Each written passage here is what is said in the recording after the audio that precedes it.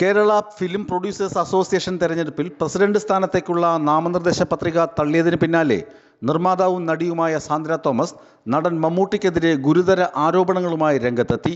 നിയമ നടപടികളിൽ നിന്ന് പിന്മാറണമെന്നാവശ്യപ്പെട്ട് മമ്മൂട്ടി നേരിട്ട് വിളിച്ചെന്നും താൻ നിരസിച്ചപ്പോൾ താനുമായി കരാറൊപ്പിട്ട ഒരു സിനിമയിൽ നിന്ന് മമ്മൂട്ടി പിന്മാറിയെന്നുമാണ് സാന്ദ്ര തോമസിന്റെ വെളിപ്പെടുത്തൽ.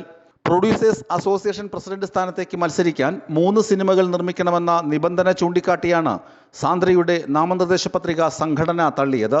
ഇത് ചോദ്യം ചെയ്ത് നിയമപരമായി മുന്നോട്ടു പോകുമെന്ന് സാന്ദ്ര അറിയിച്ചിരുന്നു. സാന്ദ്രയുടെ വാക്കുകൾ ഇങ്ങനെ വായിച്ചെടുക്കാം. മമ്മൂക്ക എന്നെ വിളിച്ചിരുന്നു.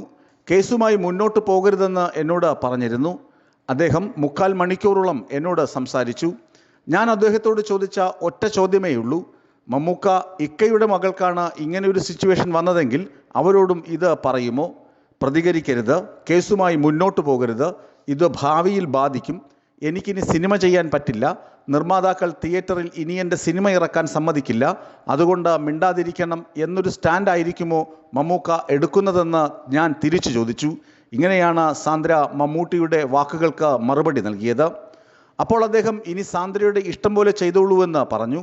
അതിനകത്ത് ഞാനിനി ഒന്നും പറയുന്നില്ല എന്നും അദ്ദേഹം പറഞ്ഞു. അതുപോലെ അദ്ദേഹം എന്നോട് കമ്മിറ്റ് ചെയ്ത പ്രോജക്റ്റ് ഉണ്ടായിരുന്നു, അതിൽ നിന്നും അദ്ദേഹം പിന്മാറുകയും ചെയ്തുവെന്നും സാന്ദ്ര വെളിപ്പെടുത്തുന്നു.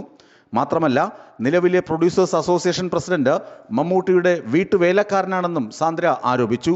അദ്ദേഹത്തിൻ്റെ വീട്ടുപണിയെടുക്കുന്ന ഒരാളാണ് ഞങ്ങളുടെ അസോസിയേഷൻ പ്രസിഡന്റെന്നും അതുകൊണ്ട് തന്നെ അത്തരമൊരു സ്റ്റാൻഡ് മാത്രമാണ് എടുക്കാൻ പറ്റുകയുള്ളൂവെന്നും സാന്ദ്ര കൂട്ടിച്ചേർത്തു. ഞാൻ ഇവിടെ തന്നെ ഉണ്ടാകും, എന്നെ ഇവിടെ നിന്ന് തുടച്ചു മാറ്റാനാണ് നോക്കുന്നതെങ്കിൽ ഞാൻ ഇവിടെ തന്നെ ഉണ്ടാകുമെന്ന് മമ്മൂട്ടിയോട് തീർത്തു പറഞ്ഞിട്ടുണ്ടെന്നും സാന്ദ്ര കൂട്ടിച്ചേർക്കുന്നു. ഏതായാലും സാന്ദ്രയുടെ നിയമപോരാട്ടം തുടരുമെന്ന് ഉറപ്പായി. ന്യൂസ് ഡെസ്ക് വിസ്മയ ന്യൂസ്.